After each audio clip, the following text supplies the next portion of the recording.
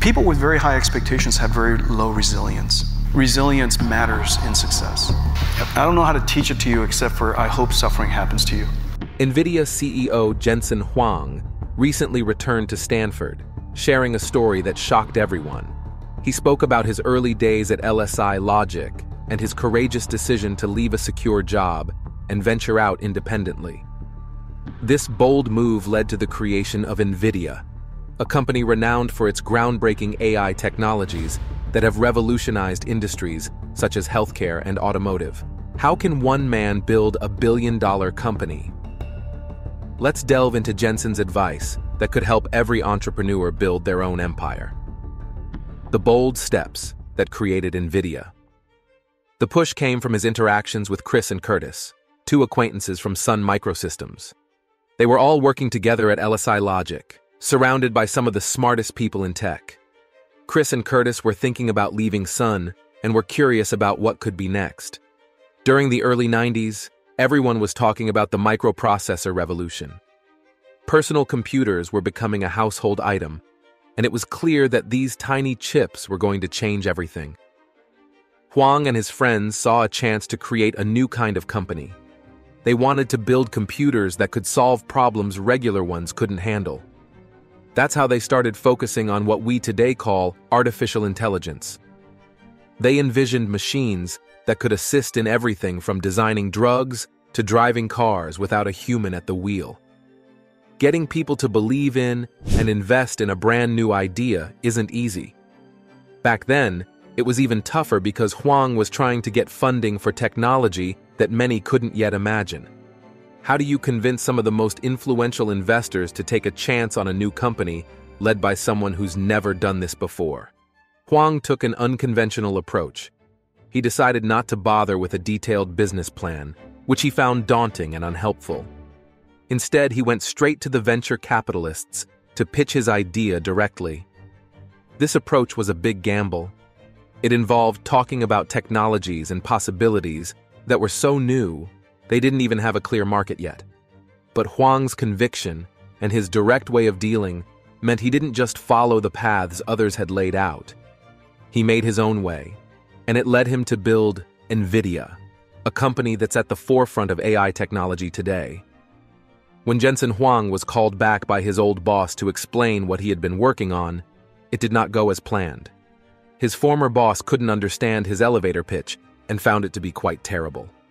Despite this, his boss still decided to call up Don Valentine to persuade him to invest in Jensen, claiming he was one of the best employees his previous company ever had. This situation taught Jensen an important lesson.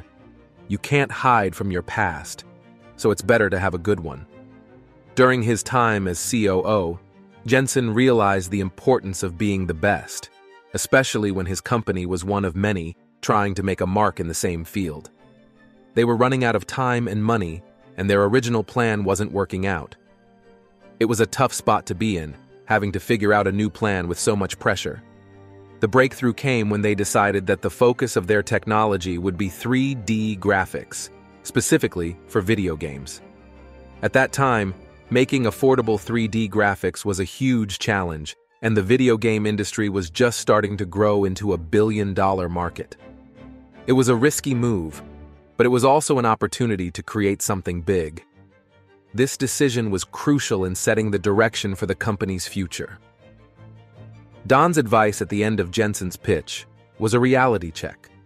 Startups shouldn't rely on other startups to succeed. It highlighted the complexity of their situation, especially when you consider that NVIDIA's success hinged on a partnership with Electronic Arts, whose CTO was just a teenager still being driven to work by his mom. It was a bizarre and almost laughable scenario, but it was the reality they were facing. Don's final remark to Jensen, a mixture of humor and warning about losing his investment, captured the intense and sometimes absurd pressure of navigating the startup world. These stories from Jensen's path show more than just his career progression. They shed light on the unpredictable, often ridiculous world of technology startups, where clear plans can become muddled and success depends on a mix of hard work, good timing, and sometimes just making the best of a bad situation. They reveal the layers of challenges that entrepreneurs face, from proving themselves in menial jobs to making high-stakes business decisions that could either make or break their companies. Winning the 3D graphics war. Then, as NVIDIA navigated this newly minted market, Microsoft introduced a game changer with Direct 3D, quickly becoming a new standard in the industry. This move by Microsoft gave rise to hundreds of new companies, turning the market into a battlefield of competition. NVIDIA, which had been at the forefront with its own 3D graphics technology, suddenly found its creations at odds with Direct 3D. They were left with two choices: either adapt to the new standards or risk fading into obscurity. During a particularly stressful period, it became clear that the company was in a tight spot. NVIDIA was at a disadvantage, with 89 companies now vying for the same space and using the newer Direct 3D standard.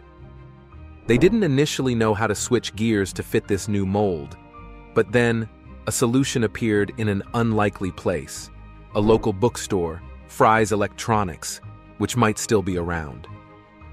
The OpenGL manual from Silicon Graphics was nestled among tech manuals and computer books. This manual was like a treasure map for NVIDIA. It detailed how to create graphics in a way that could put them back in the game. With a couple of $100s in hand, these manuals were purchased and brought back to the office with a sense of urgency. The manuals weren't just another set of instructions, they were a lifeline. They featured a complete blueprint of the OpenGL graphics pipeline, a sophisticated diagram that showed exactly how to build the graphics technology from the ground up. NVIDIA embraced this challenge wholeheartedly. They weren't just going to follow these instructions, they planned to innovate beyond them. They distributed the manuals, each with a prominent display of the OpenGL pipeline, and got to work. The team pushed the boundaries of what was possible, crafting something the world had not yet seen. By choosing to adapt and innovate, NVIDIA demonstrated their resilience and ingenuity. This wasn't just about survival, it was about reinventing themselves in a market that had dramatically shifted. They had to navigate through the complexities of tech evolution, constantly adjusting and advancing to stay relevant. This situation highlighted the relentless pace of the tech industry, where today's breakthrough is tomorrow's old news. NVIDIA's ability to pivot and innovate under pressure not only saved them from extinction, but also cemented their place as a leader in the tech world, always ready to tackle the next big challenge. The company's big leap into artificial intelligence paints a picture of a bold, revolutionary move that set NVIDIA up for a massive public offering and multiplied their revenue several times over in just a few years. But amidst this wave of success, the story takes an odd turn. Huang supposedly shifts NVIDIA's entire innovation strategy based on just one chat with a chemistry professor. This idea that a single conversation could steer the direction of a massive tech company seems a bit far-fetched, almost as if the company's strategies hinge on whims rather than well-researched decisions. From its early days, NVIDIA was always pushing the envelope, starting with computer graphics and quickly moving into other areas like image processing and particle physics. The development of programmable shaders was a key milestone, making it possible to customize imaging and graphics in unprecedented ways. This innovation led to something called CG for GPUs, which was developed several years before NVIDIA introduced CUDA, marking a significant advance in computing capabilities. CG started getting a lot of attention, featured prominently in textbooks and courses, and it caught the interest of researchers and professionals in various fields. When researchers, including some doctors at Massachusetts General Hospital, began using this new tech for CT reconstructions, it seemed to confirm NVIDIA's belief in the utility of their innovations. Huang's personal visit to these doctors further reinforced this belief, giving the company even more confidence to pursue these new computing solutions that could tackle problems traditional computers couldn't handle. This style of decision-making paints a picture of a company that's constantly on the edge, ready to jump on the next big idea, regardless of where it comes from. It highlights a culture of rapid adaptation and innovation, which has undoubtedly been a part of NVIDIA's success story. However, it also suggests a potentially chaotic environment where major decisions are made in the spur of the moment. While this can lead to breakthroughs, it also poses risks, making the company's history a series of high-stakes gambles in the fast-paced tech world. This approach to business and innovation could be seen as either a masterstroke of flexibility or a precarious way to navigate through the tech industry's turbulent waters. NVIDIA, under the leadership of Jensen Huang, seems to operate on a bold, almost daring principle. They bet big on what they think the future of technology will look like, positioning themselves to be at the forefront when these technologies finally take off. It's almost as if they're playing a game of high-tech catch, ready to grab opportunities the moment they drop. But really, how often can a company count on being perfectly positioned every single time? It sounds a bit too good to be true. Follow along as NVIDIA takes bold steps into new tech areas, betting on future technologies that could redefine the risky road to future tech. The strategy is deeply rooted in the belief that they can build computers that do things normal computers can't, solve problems that are beyond the capabilities of standard CPUs and the usual computing methods. This approach isn't just ambitious, it's like stepping into a race without knowing the track. For a long period, about a decade, NVIDIA poured effort and money into developing technologies without any guarantee that these areas would turn into profitable markets. They were betting on the future, hoping their chosen fields would grow into something big. Managing this kind of high-stakes bet is quite the challenge. Imagine trying to keep everyone from engineers to shareholders, from board members to business partners, aligned and committed when there's no solid proof of a future market. In the early stages of such pioneering tech, you need to spot signs that you're on the right path. These are called key performance indicators. But even the concept of KPIs is something that Huang finds tricky. What really counts as a KPI? It's not about just looking at immediate results like gross margins, because those are outcomes, not indicators of future success. Huang's approach is to stick firmly to his core beliefs unless something really convincing comes along to change his mind. He's constantly on the lookout for early signs that might hint at future success. This is a critical part of his strategy, figuring out whether the steps they're taking are moving them closer to their goals. It's about believing that they're doing the right thing without needing the immediate financial evidence to prove it. This approach was put to the test when NVIDIA started exploring the field of deep learning. At the beginning, Huang didn't really understand what deep learning was. Despite this, NVIDIA dove in and developed something called CNN, a specialized language made specifically for deep learning, similar to how OpenGL works for graphics. This was not because there was a promise of quick money. In fact, the financial returns were uncertain and likely a long way off. They went ahead because they believed deeply in the importance of the work they were doing. They created a tool that researchers needed badly, even though these researchers didn't have any money to offer in return. NVIDIA's willingness to engage in projects that don't promise immediate financial returns highlights their commitment to advancing technology and science, even if it doesn't immediately fill their pockets. They focus on whether the work itself is valuable, whether it pushes the field of science forward in significant ways. They don't need to see a business case or financial projections to decide to move forward. The main question they ask is whether the work is important and whether it would still happen if they didn't do it. If NVIDIA steps away from a project and it still gets done, Huang actually finds that quite satisfying. It shows that they're focusing on what truly matters, not just on projects where they are needed. At NVIDIA, selecting which projects to work on is like choosing which hill to die on.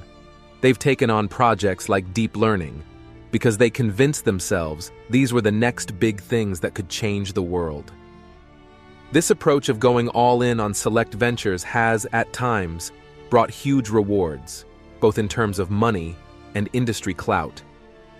Think of it as NVIDIA navigating through a stormy sea where the stakes are high, like during the times when its stock price took a massive hit, dropping by 80% during the financial crisis. This was a moment that tested their resolve deeply. During such a financial nosedive, you might imagine the boss wanting to hide away and not face anyone. It's embarrassing, after all, to see so much value wiped out so quickly. Yet the daily routine doesn't change. Get up, plan the day, and focus on what needs to be done. The core question remains: do you still believe in the foundation of your company? Has anything really changed about the fundamentals of your business, despite the falling stock numbers? If the basics haven't changed, then the strategy stays the same. This stubborn or maybe principled approach to not shifting course unless absolutely necessary is like holding the steering wheel straight even when the waves are crashing hard. But then, think about having to stand in front of a room full of employees when things are looking grim. Imagine the sea of anxious faces, the whispers of doubt. Some might think this is the end of the line for the company. Others might be quietly labeling you as out of your depth. Yet here's where the role of a CEO becomes less about charts and numbers, and more about leading with heart. You have to address the team, share the situation, and try to keep everyone's spirits up.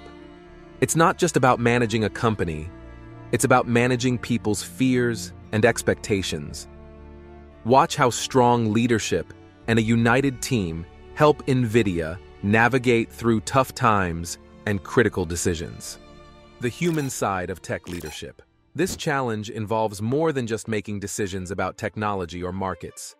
It's about showing up every day, facing your team, and convincing them to keep pushing forward with you. It's about transparency, showing that you're all in this together, whether the ship is sailing smooth or hitting rough waters. You have to rally the team, keep them focused on the collective goal, and sometimes even absorb their doubts and fears. Navigating through these tough times tests a leader's true mettle. Can they keep their team motivated when all signs point south? Can they maintain faith in their vision when doubts cloud every corner? This ongoing battle between maintaining course and adapting to new realities is what defines a leader's legacy at a company like NVIDIA. It's about not just surviving the storms, but steering through them with confidence and conviction, all while keeping an eye on the distant horizon, hoping that the choices you make today will lead to clearer skies tomorrow. This guy walks in and claims his team is the best in the business, not just good, but the creme de la creme, leading what he calls the most stacked team of tech wizards the world has seen. It sounds impressive, sure, but it's also a bit much, don't you think? But what's with this push for a flat company structure? Huang seems to think it's the secret sauce for cutting through the corporate noise and keeping communications clear. He believes that the fewer people between the CEO and the rest of the team, the better. In his view, this setup helps get the best out of his people, empowering them to take charge and make decisions without someone constantly looking over their shoulders. It's a big claim, especially for a company with 30,000 employees. Huang talks up a storm about how every single NVIDIA worker is making big moves every day, all by themselves, which sounds a bit too good to be true. Now, let's dive into the latest tech craze, generative AI. Huang's all over this topic, touting NVIDIA as a key player, just as this tech hits what he calls a major turning point. He's pumped about the endless possibilities, from digitizing genes to cracking the code on what all these bits and bytes really mean. But as he spins this tale of tech revolution, it feels more like he's selling a dream, a vision where his company leads the charge into a new digital era. The way Huang talks about it, you'd think generative AI is the golden ticket to solving all of life's puzzles. According to him, NVIDIA has been at the forefront, turning everything from DNA to videos into data that computers can understand and use. This isn't just about making money. It's about changing the game, or so he says. He paints a picture of a future where this technology reshapes everything from healthcare to entertainment, translating the complex language of data into something meaningful. Yet, with all this talk about leading the tech revolution, one has to wonder if it's as much about setting trends as it is about crafting a narrative where NVIDIA is always one step ahead, out of reach from real critique. It's easy to get caught up in the hype when someone tells you they're unlocking the puzzles of the universe. But beneath all that, there's a simpler, perhaps more critical question about how all this high-minded tech talk translates into real-world applications.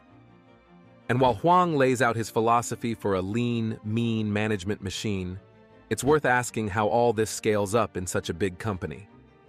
The idea that every employee acts as an independent decision-maker every single day might seem a bit of a stretch. It sounds great on paper, but in the real world, even the best teams need some level of direction and oversight. As for the future, Huang's approach to leadership and technology offers a blueprint that other companies might follow, or at least consider.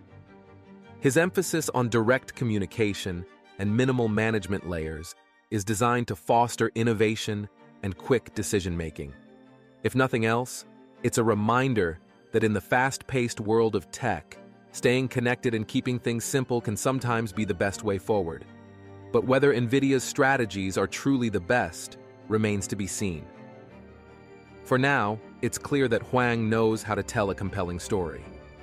Whether that story leads to sustainable success or just more Silicon Valley hype is something only time will tell. Jensen Huang really paints a picture of a world transformed by what he calls generative AI. He talks about how everything from making videos understandable through text to creating pictures from words is changing the game. He wants everyone to see these changes as nothing short of a revolution in how we handle and understand information.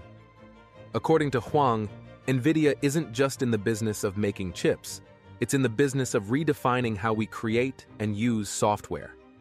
He sees a future where software doesn't just retrieve information, but actually generates it from scratch. This means that, in the future, a small piece of information, or a prompt, as he likes to call it, can be the starting point for creating something entirely new, rather than just pulling up something that already exists. Step into a future envisioned by Jensen Huang, where technology goes beyond assisting to actively creating new ways of handling information. NVIDIA's role in the AI boom. Huang's vision is all about moving from a world where systems mostly look up and manage information to one where they actually produce new content and solutions on their own. But as grand as this vision is, it might be a bit too polished. Is it really going to be this smooth and revolutionary? It feels a bit like he's selling a dream that overlooks the messy realities of how technology usually gets adopted and integrated into our lives. He also talks a big game about how this shift to generative computing will totally shake up different industries, from how networks operate to how we manage data storage. He suggests that the ways we've been using and abusing internet resources will see a drastic reduction as these new technologies take over. However, the big assumption here is that everything will just fall into place perfectly, which often isn't how technological change happens. There are also big questions about what all this means for the real world. How will data privacy be handled when systems can generate all kinds of new content from a few data points? What about the accuracy of this machine-generated content? How do we manage the potential for these systems to create false or misleading information? These are questions Huang doesn't really dive into. Moreover, this focus on machines not just finding, but also creating information could lead to significant changes in how we think about work itself. If machines are doing more of the creating, what happens to human creativity? What does it mean for jobs that have traditionally relied on human decision-making? Huang's narrative is so focused on the tech that it kind of skips over the human element. And let's be real, while the tech might be ready to go this route, are we, as a society, ready to handle all the changes it could bring? Are industries really going to be turned upside down, or will the adoption be more gradual and less dramatic than Huang makes it sound? It's one thing to have the technology to do something. It's another to have the infrastructure, regulations, and societal acceptance in place to really make it work. NVIDIA's CEO really has a way with words, especially when he's talking about how companies are set up. He takes a deep dive into history to make his point, comparing old business models to ancient kingdoms. Back then, according to him, CEOs were like kings, and everyone else just followed orders without really knowing why. It paints a pretty bleak picture of the past, suggesting that old companies kept their workers in the dark on purpose, only feeding them the bare minimum info they needed to do their jobs. Now, contrast that with today's NVIDIA, at least through Huang's lens. He's got around 30,000 employees, and he says he wants them all to be inquisitive, to ask questions, and to really get into the weeds of why things are done the way they are. It's a big shift from the do-as-you're-told vibe he attributes to the past. According to him, this open, questioning environment is a major upgrade, promoting a freer flow of ideas and better job satisfaction. But here's where you might start to wonder, was the past really that bad? Were all old companies like tight ships, where no one knew anything beyond their daily tasks? It sounds a bit too simplistic. While it's true that some companies might have been strict and confidential, it's probably an exaggeration to say that all businesses operated like medieval courts. Using this stark contrast, Huang sets up a pretty convenient way to showcase how NVIDIA is supposedly doing everything better. He takes it further by questioning why companies in totally different fields would organize themselves in the same way. If you're making tech products versus running hospitals, your setup should reflect those differences, right? Huang thinks it's silly to have the same structure when the work is so different. On one hand, he's got a point. It makes sense to tailor your company's structure to fit what it actually does.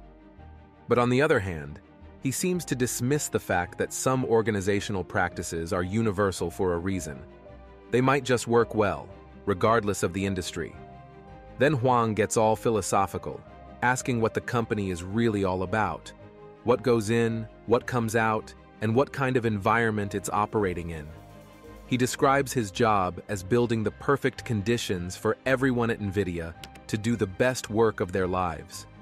It's a lofty goal, painting him as the master architect of a company designed to foster personal fulfillment and innovation. This brings us to another point of skepticism. How realistic is it to expect a company, especially one as big as NVIDIA, to perfectly align with every employee's dream job? While it's great to aim for such an ideal, the day-to-day realities of running a giant company are bound to complicate things. Huang's portrayal of his role might be a bit too idealistic, suggesting a scenario where everything fits together just right, and everyone is happy and productive. Furthermore, while Huang praises NVIDIA's approach to questioning and open dialogue, you have to wonder how it actually plays out. Is it really that different? Or is it more of a subtle evolution rather than the revolution Huang describes? And what about the practicalities of having so many inquisitive employees? While it sounds great in theory, in practice, too much questioning can lead to delays and confusion if not managed properly. Could Jensen Huang's unconventional path from washing dishes to leading a tech giant like NVIDIA inspire more Silicon Valley disruptions? What do you think lies behind such bold moves? Share your thoughts, and don't forget to like and subscribe for more intriguing stories and discussions.